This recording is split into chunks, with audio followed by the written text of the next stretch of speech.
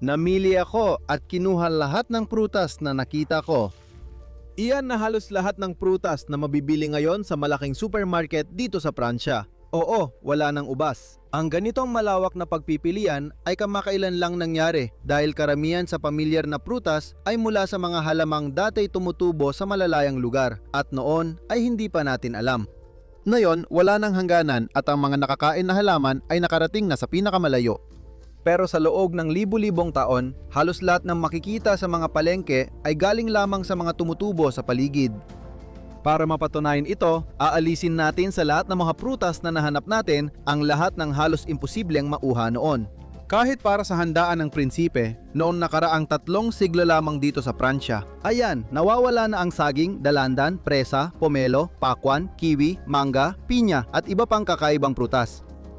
Kung babalik pa tayo sa mas malayong panahon, mga 1,000 taon na ang nakalipas, halos imposible ring makahanap sa Europa ng mga aprikot, melon at maging mga limon. Ito ang iba't ibang prutas na pwedeng kainin sa loob ng 1 taon, mga 1,000 taon nang lumipas sa Pransya. Wala pa rin ang ubas. Kailangan talaga ng kalsada, truck, mga barko at eroplano para makarating mula rito patungo ron. Pero higit sa lahat, daan-daang henerasyon ng mga magsasaka na sa bawat anihan ay marunong pumili ng tamang mga buto at dahan-dahang hinubog ang mga paligid na ito. At mga tagapagpakain, manlalakbay at mga ngalakal para maipadala sa iba't ibang lugar. Simulan nating tuklasin ang kamanghamanghang pinagmulan ng mga prutas sa aspeto ng biolohiya at heograpiya sa pamamagitan ng isang simpleng kahel. Bago ko ito bilhin, malamang na ang hawak kong ito sa aking kamay ay naglakbay na ng napakahaba. Naglakbay ito ng truck pahilagang Europa mula Espanya, Morocco o Italia.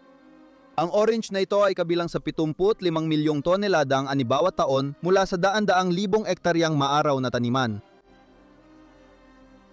Matamis ito, galing sa punong orange na itinanim nung bandang taong 2000 bago pa nagkaroon ng YouTube. At ang punong pinagmulan nito ay tiyak na graft. Lahat ng puno ng orange na matamis ay na-graft, kung hindi, nagiging maasim o madaling magkasakit. Sa mga taniman, para makapag-produce ng matamis na orange, pinuputol ang maliliit na sanga ng gustong punong orange at ikinakabit ito sa ibang puno, kadalasan matamis. Doon tumutubo ang sanga. Ang mga puno ng orange sa malalaking taniman ay parang mga Frankenstein na halaman pero likas na natural.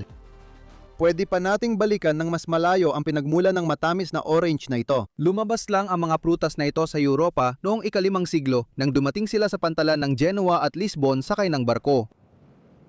Noon, hindi pangkaraniwan ang orange. Ang puno nito ay itinuturing na bituin at maharlikang halaman na ang bunga ay palamuti lang sa hardin, hindi ginagawang katas. Sa mga palasyo ng Europa, nagtatayo pa nga sila ng mga gusali, tinatawag na orangeries, para maprotektahan ang puno mula sa matitinding kondisyon ng taglamig.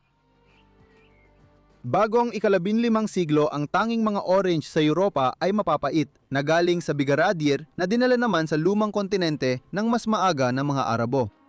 Pero maari pa rin nating balikan ang mas malayong nakaraan dahil ang pinagmulan ng matamis na orange ay nasa hilaga ng India, Vietnam at Timog China. Sa mga maiinit na rehiyong ito, ipinanganak ang matamis na orange o mas eksaktong sabihin, nilika ito ng mga tao na nagkaroon ng magandang ideya na sadyang paghaluin ang puno ng mandarin at pomelo. Doon ipinanganak ang matamis na orange mula sa pagsanib ng dalawang magkaugnay na uri, mga 2,500 taon na ang nakalilipas. Nakakagulat ding isipin na 3 ligaw na uri lang ng citrus ang orihinal na meron sa buong Asya. Pomelo, mandarin, sina, at citron. Dahil sa paulit-ulit na paghahalo ng mga uri, nagawa nating likhain ang limon, dalandan, suha, clementine, yuzu, kumquat, komhava at kamay ni Buddha. Oo, utang ng mga prutas na ito ang pag-iral nila sa sangkatauhan. Dating mula Asya ang citrus pero ngayon karamihan ay pinoproduce na sa Brazil.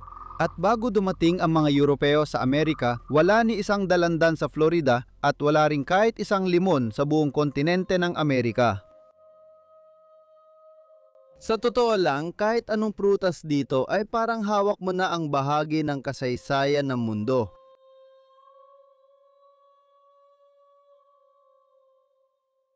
Kumuha ka ng kiwi, pansinin, bago dekada 70, bihira itong makita sa Europa. Tinawag nating kiwi ang prutas na ito dahil kamukha ito ng kakaibang ibon na kiwi na matatagpuan lang sa New Zealand. Pero kung tutuusin, hindi ko talaga nakikita ang pagkakahawig. Sa totoo lang, hindi tulad ng mga ibon, ang kiwi na prutas ay dumating lang sa mga isla na ito kaunting panahon bago ang unang digmaang pandaigdig. Ibig sabihin, walang ganitong prutas sa New Zealand. Mahigit 1 siglo pa lang ang lumipas. Ang baging na pinagmumula ng kiwi, tinatawag na Actinidia at hindi kiwi tree, ay na-domesticate sa China halos 2,000 taon na ang nakalipas. Noong panahong iyon, sa kabilang panig ng mundo, ang Imperyong Romano ang namamayani sa Europa. Sa totoo lang, ang pagiging sanay natin sa lahat ng matatamis na bagay na ito ay isang bagong bagay lamang. Noong unang panahon, ang makakita o matikman ang pinya ay nagdudulot ng matinding emosyon, mabilis ang tibok ng puso, buntong hininga ng paghanga at pagkabighani. Gayunpaman, dapat nating aminin na kakaiba talaga ang pinya. Kung di mo pa nakikita ang taniman ng pinya, heto ang ilang larawan. Taliwas sa ipinapahiwatig ng pizza na pinakakinaiinisa ng mga Italyano, ang prutas na ito ay hindi galing sa Hawaii, kundi mula sa timog ng Brazil, kung saan ang mga taong Tupi-Guarani ay naglina ng mga bromeliad noong panahon na ang mga Griego ay pumapasok pa lang sa panahon ng bakal. Bago dumating ang mga Europeo, ang pinya ay nagpasalin-salin sa mga kamay at bibig ng tao sa loob ng maraming siglo at noong 1490, tatlo na muling dumating si Cristopero Colombo sa Amerika, ang pinya ay nakalibot na ng libu-libong kilometro kaya't natagpuan na ito sa Caribe. Para sa mga katutubo doon, ito ay panalubong. Nabaliw ang mga Europeo dito dahil kaakit-akit ang prutas, pero hindi nito kaya ang biyahe sa barko. Masyadong maselan ang halaman at hindi namumunga sa labas ng tropiko, kaya noong Renaissance, pantasya lang ito. Pangarap ng maharlika at mayayaman ito, ipinipinta, inuukit pero walang nakakakain nito.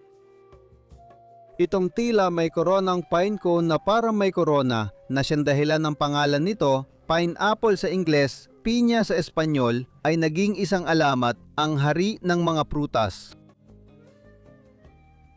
Noong ika-15 at ika-16 na siglo, ikinalat ito ng mga Europeo sa tropikal na lugar, ngunit hindi ito tumutubo sa Europa kahit sa Mediterranean. Noong ika-17 siglo, nakapagpatubo ang mga Olandes nito sa mga pinainit na greenhouse. Sumunod din ang mga Ingles at nagtayo sila ng mga orangery para sa pinya. Kadalasang inaabot ng 3 taon ng maingat na pag-aalaga at tuloy-tuloy na tropikal na temperatura sa mga bahay na salamin bago mapahinog ang isang bunga lang. Napakahirap ng trabahong ito at kaunti lang ang ani. Kaya noon, sobrang mahal magpatubo ng pinya na kasing halaga na ito ng isang painting. Pero kadalasan, hindi kinakain ng pinya, inuupahan ito. Oo, tama ang narinig mo. Para mapabilib ang bisita, inuupahan ang pinya gaya ng pag-upa ng mamahaling kotse sa kasal. Ang prutas ay pinapasa-pasa sa mga sala, nagiging bida sa sayawan, espesyal sa hapunan hanggang sa ito'y mabulok. At ito ay inilalarawan kahit saan. Sa United Kingdom, may mga gintong pinyang nakatayo sa mga tore ng Katedral ng San Pablo sa Londres. Sa Irlanda, may mga gusali silang ginagawang kahugis nito. Nagpatubo pa si Louis XIV ng pinya sa Versailles para ipakita na kaya ng hardin ng Hari ng Araw magpalago ng kahit ano. Tinikman ito ng monarko pero masyadong makunat para sa kanya. Ayos lang naman dahil hindi naman ito para kainin kundi para sa mga naglalakad doon. Sa halos 2 siglo, simbolo lang ang pinya sa Europa, hindi tunay na prutas. Makikita pa rin ang prutas na ito sa dekorasyon at pop culture at doon nakatira si SpongeBob. Pinakamaraming napoproduce at kinakain na prutas sa mundo ang saging, umaabot sa 100 bilyon ang konsumo nito kada taon. Hindi lahat ng saging ay mula Afrika, galing ang iba sa Papua New Guinea. Ang punong saging na nagbubunga ng mga kamanghamanghang ito ay hindi tunay na puno, kundi isang malaking damo na may kakaibang bulaklak. Ang nakikita ninyo dyan ay isang inflorescence talaga. Ang mga bulaklak, iyon ang maliliit na puti-dilaw na bagay sa base na sa kalikasan, pagkatapos ma-pollinate, madalas ng mga paru-parong sphinx, mga paniki o mga kolibri depende sa kontinente, ay nagiging mga saging. Ang isang kumpol ng saging ay maaring magkaroon ng hanggang 200 bunga. Kahit karaniwan ang itsura, kamangha-mangha ang saging dahil sa dami ng uri nito sa iba't ibang bahagi ng tropiko. May mahigit 1,500 uri ng saging, maliliit, malalaki, pula at asul. Karamihan dito ay kinakain hilaw at matamis, pero ang ilan gaya ng saging na saba ay niluluto at ginagawang maalat. Pero sa kabila ng malaking pagkakaiba-iba, isa lang ang uri ng saging na malakihang ine-export sa buong mundo, ang Cavendish, ang perpektong saging. Hindi kailangan ng Cavendish ng pulinasyon, kaya kusa lang napupuno ng malambot na laman ang bulaklak nito. Kaya walang buto o binhi, puro laman lamang. Tumutubo rin ang saging na ito sa taas ng tao, kaya madali anihin. Tama ang kurba nito para magkasya sa kahon, matigas habang berde, kayang tiisin ng biyahe at hinug pagdating. Masarap din ito at tanggap ng lahat. Sa madaling salita, lahat ng katangian niya ay kaakit-akit. Pero may malaking kapintasan ang Cavendish. Wala itong buto at binhi, kaya baog ito. Pero maganda pa rin itong anihin. Ibig sabihin, lahat ng saging na kinakain natin ay galing sa mga clone mula sa mga suwi, kaya magkakapareho sila ng genetic na katangian, lakas at kahinaan. Kapag nagkasakit sila, mabilis kakalat ito at maapektuhan ang global na produksyon ng saging. Ito ang nangyayari ngayon dahil sa halamang singaw na Fusarium oxysporum na umaatake sa Cavendish at wala pang nakakapigil dito. Dahil walang genetic diversity, walang plan B ang saging na ito. Kaya kung walang mabisang lunas laban sa halamang singaw, malapit nang tuluyang mawala ang Cavendish.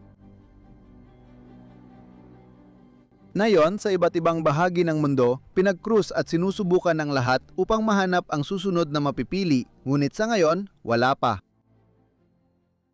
Ang disaster movie na ito na nangyayari sa harap natin ay isang remake talaga. Dahil bago pa ang Cavendish, meron ng Gros Michel. Noong simula ng ika-19 na siglo, ang uri ng saging na ito ang unang banyagang prutas na in-export ng malakihan.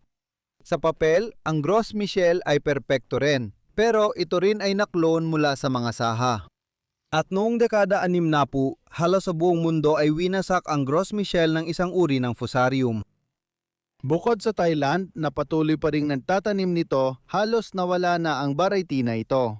Kung gusto mong malaman ang lasa ng mga saging na ito nang hindi pumunta sa Timog Silangang Asya, tikman mo lang ang flavored yogurt. Ang artificial banana flavor ng saging ay galing sa Gros Michel, hindi sa Cavendish. Malakay ang posibilidad ng ilan sa inyo ay hindi pa nakakatikim ng totoong banilya. Ang banilya ay hindi talaga nagmula sa Madagascar kundi sa Mexico. Hindi nito binabago ang lasa pero malaki ang epekto sa buhay sexual nito. Sa Mexico, ang banilya ay may eksklusibong ugnayan sa isang bubuyog. Isang lokal na bubuyog na siya lang ang kayang natural na magpulinisa dito. Ngayon, sa karagatang Indian o mga isla ng Polynesia, walang bubuyog na kayang magpulinisa rito. Ang pagpapabunga ng banilya ay kailangang gawin ng mano-mano bawat bulaklak. Simula nang ito ay naimbento noong ika-19 na siglo sa Reunion ng batang alipin na 12 taong gulang na si Edmond Albos, halos di nagbago ang manual na pulinasyon ng vanilla at nanganatiling mahirap gawin.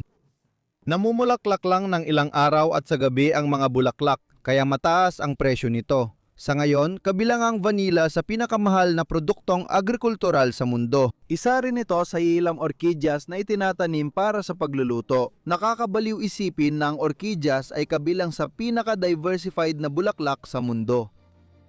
Ngayon, kilala na ng lahat ang lasa ng vanilla. Pero hindi ito dahil sa gumagapang na orkidya na ang bunga ay nagkakahalaga ng hanggang 2,000 at 500 euro kada kilo.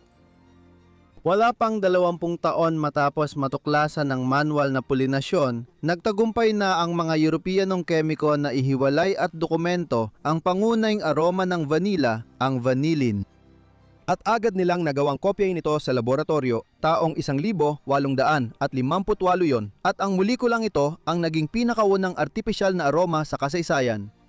Ginawa nila ito noon mula sa dagta ng conifer o alkitran na nagpasimula ng revolusyon sa industriya ng pagkain at paggawa ng pabango. Kailangan kong magbukas ng bagong usapan. Kung ang vanilya ang unang artipisyal na aroma ng prutas, pwede bang itanong kung ano ang pinakaunang natural na matamis na aroma, ang pinakaunang prutas? Ang malalim na tanong na ito ay nagdadala sa atin sa pinagmulan ng halamang namumulaklak. Sa botanika, ang prutas ay huling yugto ng bulaklak. Ang mga halaman na hindi namumulaklak tulad ng mga pako, lumot o mga conifer ay hindi namumunga. Sa loob ng daan-daang milyong taon, ang mga halaman ay nakabuo ng mga estratehiya ng depensa upang hindi sila kainin ng mga hayop na lubos na umaasa sa kanila para sa kanilang kaligtasan. At para ipagtanggol ang kanilang sarili, unti-unti silang naging eksperto sa paggawa ng lason, mga panlaban o nagkaroon ng mga tinik. Mga 130 milyong taon nang nakalipas, isang maliit na uri ng halaman ang nakatuklas ng bagong balanse at estratehiyang panalo na tinatawag na palitan ng pabor. Naglalabas sila ng nektar bilang alay para sa mga insekto, nakapalit naman ay tinutulungan silang magbunga na tinatawag na polinasyong hayop. Sa ganitong lohika, may ibang mga halaman na nakabuo ng mas kakaibang bagay, mga bahagi ng kanilang sarili na talagang nilaan para kainin. Mga prutas na iniaalay sa malalaking hayop para kainin nila ang mga buto, ang kanilang magiging anak at sa ganitong paraan ay maikalat ang kanilang lahi. Ito ang dubleng alyansang binubuo ng dalawang uri ng handog na nagdulot kung bakit ang mga halamang namumulaklak ang naging nang inibabaw na anyo ng buhay sa mundo, sa bigat, dami ng uri at lawak ng nasasakupan. Ang kompetisyon at kolaborasyon ang dalawang nagpapatakbo sa ebolusyon, hindi ito pagpili ng isa lang sa kalikasan. Marami ang di nakakaalam na ginugol ni Darwin ang huling bahagi ng buhay niya sa pag-aaral ng orchidyas na hinangaan niya dahil sa ugnayan ng mga ito sa mga insekto. Ang domestikasyon ng tao sa mga halaman ay nagpapabilis lang sa prosesong ito, kaya mas produktibo at nagkakaroon ng mas matatamis at madaling maimbak na bunga. Sa ating kaalaman, isa sa mga unang halamang namumulaklak na nadomestika ng mga Homo sapiens ay hindi saging, hindi rin citrus at hindi rin butil. Ito ang igos na lumitaw na sa matabang lupa ng Fertile Crescent bago pa ang trigo at cebada. Kaya ang igos ay isa sa mga pinakamatandang prutas na nalikha natin at isa rin ito sa mga pinakakakaiba. Una, ang mga igos ay mula sa pamilya ng ficus. Ang iba ay baging, ang ilan ay malalaking puno, at lahat ay gumagawa ng igos na bihirang nakakain. Pero ang mas kakaiba pa sa mga igos ay ang libu-libong maliliit na bulaklak na ito ay nakatago sa loob ng isang malamang supot. Kapag napunlaan na, unti-unti silang nagiging maliliit na prutas na may tigi-isang buto sa loob.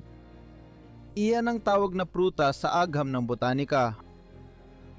Sa 7,500 uri ng ficus na karamihan ay matatagpuan sa tropiko, isa lang ang tumutubo ng ligaw sa ating mga lugar.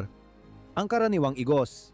Dito na nagiging kakaiba ang lahat. Alam nyo ba, ang maliit na butas sa ibaba ng igos ay parang biological na kandado para lang sa isang uri ng maliit na putakti na kayang pumasok at magpulinisa rito. Ang co-evolution sa kabuuan, ganda nito.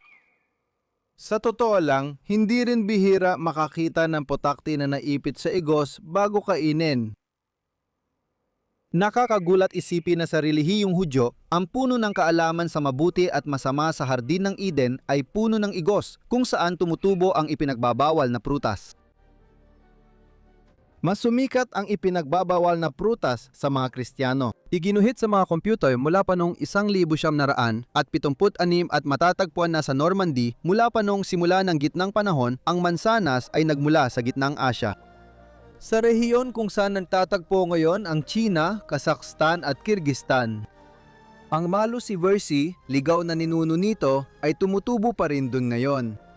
Ang mga buto ng mga mansanas na ito ay kumalat kasama ng maraming iba pang uri ng halaman sa kahabaan ng magiging mga ruta ng Silk Road mula silangan patungong kanluran sa mga reyong may halos magkatulad na klima. Dahil ang mga tao ay hindi lang mabilis pumili, bukod pa ron, sila rin ay nagpapakalat. Ang orihinal na puno ng melocoton ay isinakay din sa parehong mga rutang pangkalakalan mula China papuntang India at pagkatapos ay patungong gitnang silangan. Pinaniniwalaang si Alejandro Magno ang nagdala ng melocoton sa Mediterranean bago sakupin ang Persya, kaya Prunus persica ang pangalan nito. Ngunit ang melocoton ay tunay na nagmula sa China at hanggang ngayon ang bansa pa rin ang nangungunang tagagawa nito sa buong mundo. Ang apricot ay kabilang sa pamilya ng Rosaceae tulad ng mansanas, peras at melocoton at nagmula rin ito sa China tulad ng melocoton. Sa ilalim ng malambot na balat ng prutas na manlalakbay na mahilig sa init at may lasa ng tag-init, nakatago ang kasaysayang kasing haba ng Silk Road. Unang na-domesticate ito sa China mahigit 2,000 taon na, dinala ng Persiano at inalagaan ng Armenyano, kaya tinawag na Prunus armeniaca. Sa huli, ikinalat ni na Alejandro ang dakila at mga Arabo sa hangin mula silangan hanggang kanluran. Sa Europa, dumating ang apricot sa Renaissance mula sa Muslim na Espanya. Kinailangan pang hintayin ang ika-17 siglo bago ito talaga lumaganap sa Pransya, kung saan marami nito sa mga prutasan sa hardin ni Louis XIV. Tingnan ninyo ang larawang ito. Makikita rito ang lahat ng uri ng mangga na tumutubo sa Big Island ng Hawaii. Sa lahat ng prutas na kinakain natin, maaaring ang pinaka hindi inaasahan, epiko at pandaigdigang kasaysayan ay nasa mga presa. Kilala nyo siguro ang mga ligaw na presa. Ang Fragaria vesca, matatagpuan halos kahit saan sa Eurasia, Tilagang Amerika, sa gilid ng kagubatan. Siyempre, iisipin natin na sila ang na-domesticate para maging sikat na prutas sa mga sorbetes, tarta at artipisyal na pampalasa. Pero hindi pala. Ang mga presang kinakain natin ngayon ay bunga ng pinaghalong dalawang ligaw na presa mula Timog at Hilagang Amerika. Ang una, Fragaria chiloensis, ay galing dahil ang pangalan nito sa Chile. Lihim itong dinala pabalik ng siyentipiko at espiya para kay Louis XIV at mukhang mapapasama ang pangalan niya sa kasaysayan o kahit dito lang. Amédée François Fraisier. Sa kasamang palad para sa kanya at sa kabutihang palad para sa atin, pawang mga babaeng halaman lang ng Fraisier mula Chile ang naibalik ni Fraisier mula sa kanyang paglalakbay, kaya hindi ito namungga hindi man sa hardin ng hari o sa kanyang hardin sa Plougastel. Sa isang masuwertang pagkakataon, may ibang uri ng presa na tumutubo na sa hardin ni Fraisier. Ang presang ito ay inangkat mula Virginia ng ibang ekspedisyon ilang taon bago noon. Sa isa pang pagkakataon, napunlaan ng mga presang mula Virginia ang mga presang mula Chile at nagbunga ng Fragaria ananasa na pinangalanan dahil may kaunting lasa itong pinya. Magkakaroon ng global na tagumpay ang bagong uri ng presa. Sa ngayon, ang China ang pangunahing gumagawa ng munting himalang ito mula Plougastel na may 3 milyong toneladang prutas na naani noong 2023. Kapareho ito ng global na produksyon noong 2000. Tulad ng ibang prutas, panapanahon ang mga presa. At kung sa taglagas at taglamig ay hinahanap-hanap mo ang mga prutas tulad ng araw, subukan mo namang tikman ang pinsan ng presa, isa pang rosaceae, ang teras, na mayroong libu-libong uri na itinatanim. Ang napakalaking genetic diversity na ito ay dahil ang mga ligaw na puno ng peras ay tumutubo at natural na nagha-hybrid halos kahit saan sa Eurasia. Ngayon, ikawalong pinaka-kinokonsumong prutas sa mundo, ang peras. Una, saging ang palaging nangunghuna. Pangalawa, ito ang pinakamabigat na nakita ko sa palengke. Ang pakwan na nagmula sa lambak ng Nile ay tinatawag ding watermelon at nagsilbing oasis sa disyertong pinagmula nito. Ipinapakita rin ito sa mga libingan ng paraon sa loob ng mga piramide. Sinasabing ang pakwan ang dahilan ng pagtatae ng buong hukbong Napoleoniko noong kampanya sa Ehipto. Dahil sa sarap at uhaw, hindi napigilan ng mga sundalo ang paulit-ulit na pagkain nito. Isang magandang paraan para makita ang pagbabago ng mga pakwan sa paglipas ng panahon ay ang pagtingin sa mga still life na painting. Makikita nating unti-unting namumula ang laman ng prutas habang tumatagal.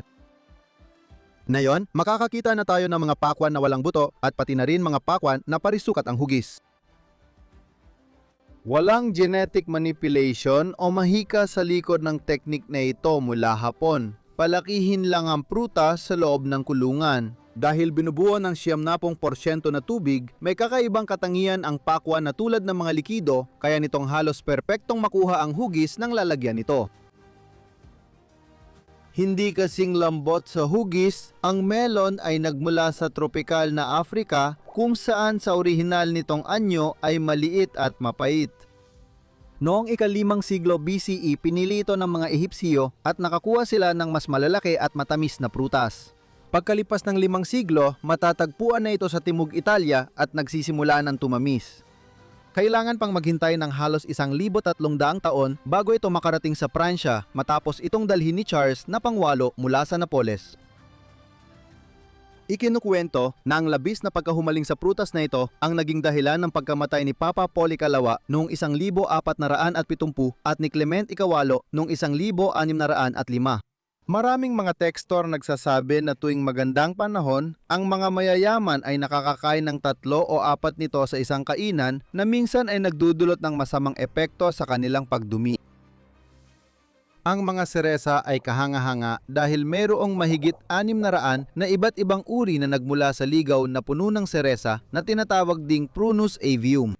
Pinatutunayan ng arkeolohikal na tuklas ang presensya at pagkain ng mga prutas na ito sa Europa mula Neolitiko. Ang mga ligaw na seresa na kilala rin bilang wild cherries ay matamis ngunit mapait ng hindi maasim. Pinaniniwala ang unang na domestika ang mga ito sa Caucasus at Anatolia. Simula pa noong unang bahagi ng gitnang panahon, ang mga punong seresa ay tinatanim sa Pransya para sa kanilang bunga at pati na rin sa mahalagang kahoy nito. Dahil napakapanapanahon, ang seresa ay iniugnay sa buwan ng Mayo. Kahit na ang mga kamakailang paglalay sa ligaw na punong seresa na palawig ang anihan hanggang kalagitnaan ng tag-init. At ito ay isang napakahalagang impormasyon na kailangan kong ibahagi sa inyo. Mayroong isang sport kung saan ang layunin ay magdura ng buto ng seresa ng pinakamalayo hanggat maaari. Ang world record ay 28 metro. Bahala na kayo kung anong gusto ninyong gawin sa impormasyong yan.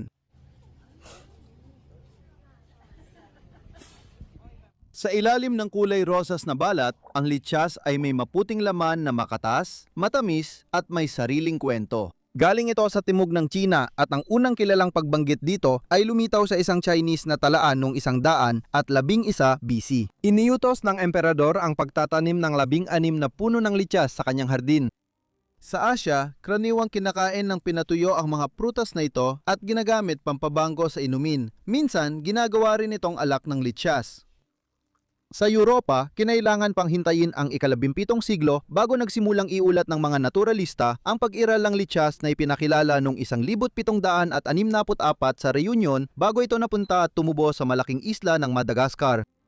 Diyan galing ang karamihan ng litsas na kinakain tuwing taglamig sa Pransya, kahit 10 beses pa ring mas marami ang produksyon ng China kaysa Madagascar.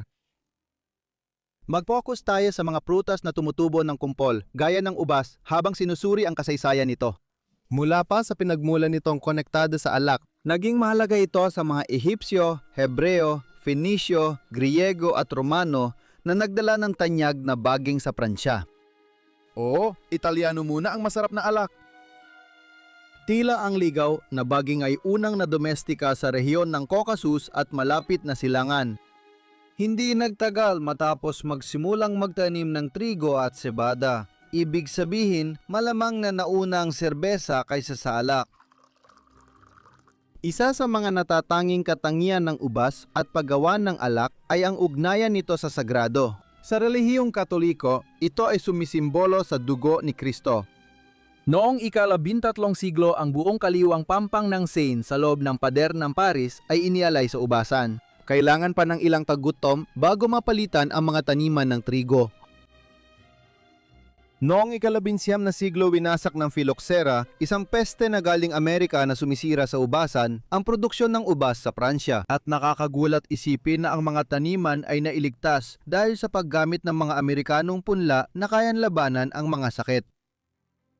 Halos lahat ng ubasang na yon ay nagmula rito. Kaya ang ating mga ubas ay tunay na bunga ng pandaigdigang kalakalan.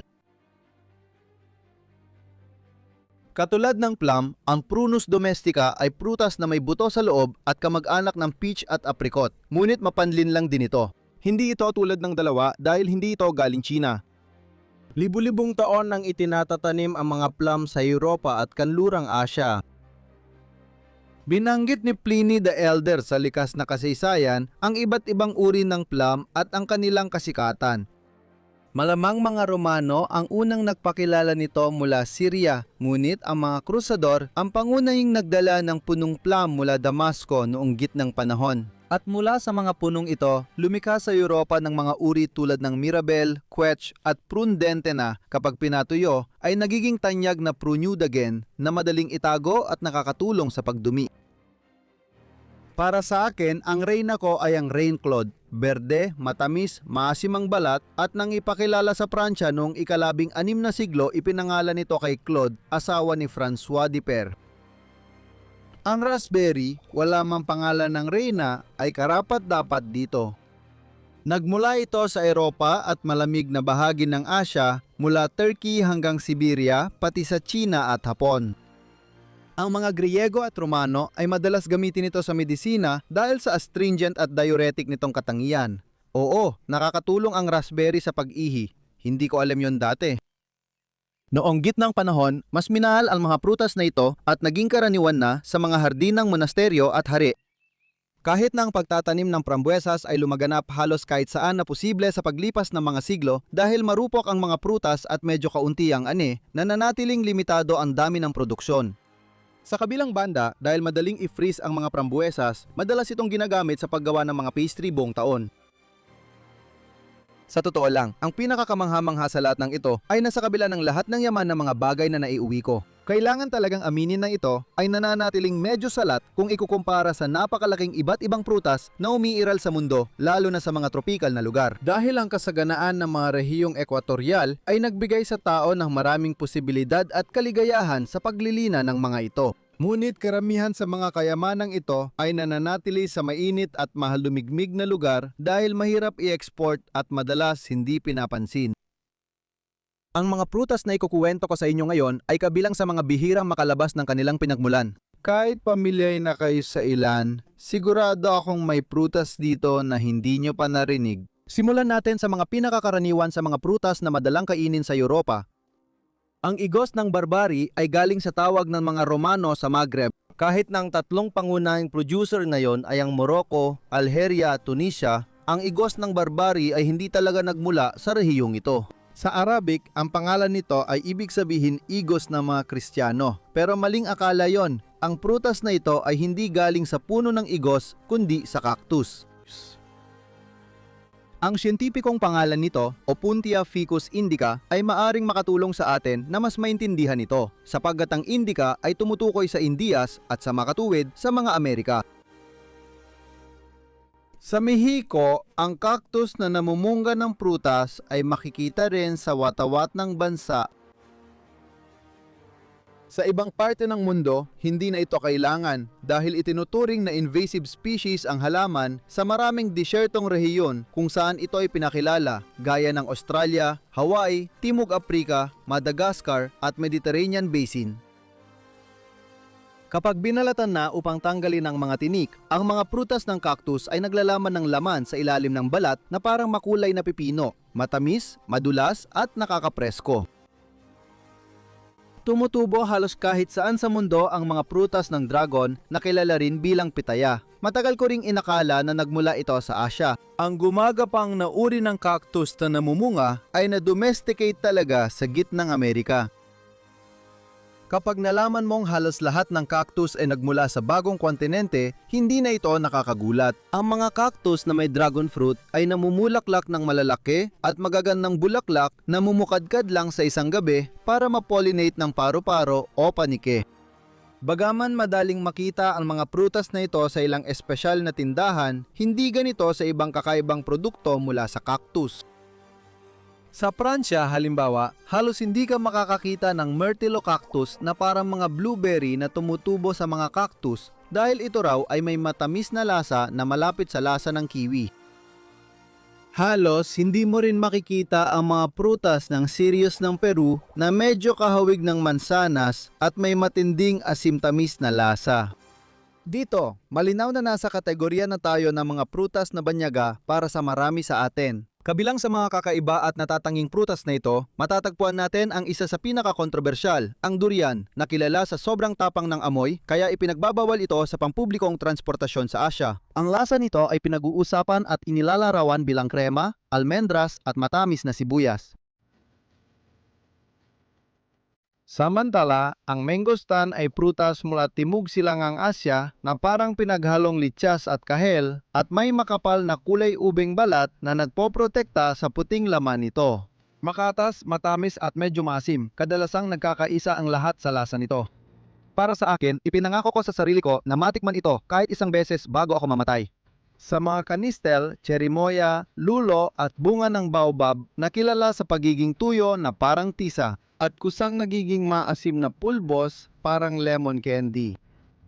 Ang salak, kilala rin bilang prutas ng ahas dahil sa balat nitong parang kaliskis, ay bunga ng isang uri ng palma tulad ng dates at niyog. Ayon sa mga nabasa ko, ito raw ay malutong, matamis at medyo mapakla. Anong paglalakbay ang mararanasan mo kung kakain ka ng lutsuma, prutas mula Andes na dilaw, parang harina ang laman at may lasa ng caramel at maple syrup? Ano kayang karanasan ang mararamdaman mo kapag kumain ka ng itim na sapote o tsokolate pudding fruit na ang malambot at kayumangging laman ay lasang parang hinog na kakao? Nagmula sa gitnang Amerika, Les sapotes noires remplissaient les sa mga sinaunang pamilihan sa malalaking lungsod ng Maya at ang latex mula sa mga punong nagbibigay nito ay matagal nang ginagamit sa paggawa ng chewing gum. Baka balang araw, magkaroon ako ng pagkakataong matikman ang langka na sinasabing ang lasa ay parang pinaghalong mangga, saging at pinya. At higit sa lahat, sila ang may pinakamalalaking bunga sa mundo na tumutubo sa puno na ang pinakamabibigat ay umaabot ng hanggang 40 kilo.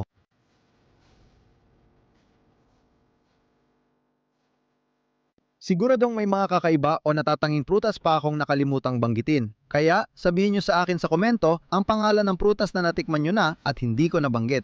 At syempre, gusto ko ring malaman kung alin sa mga prutas ang nasa tuktok ng inyong paborito at alin ang hindi nyo nagustuhan o hindi kayo interesado.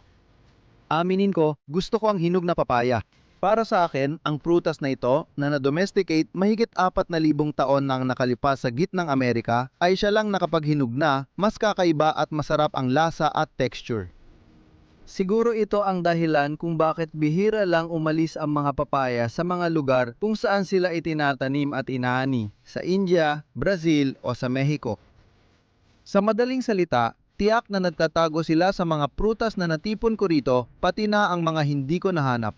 Libo-libong taon ng ebolusyon, mabagal at unti-unting paglipat sa malaking bahagi ng kasaysayan ng sangkatauhan at malalaking pagtalon sa pagitan ng mga kontinente o karagatan nitong 3 siglo ng globalisasyon.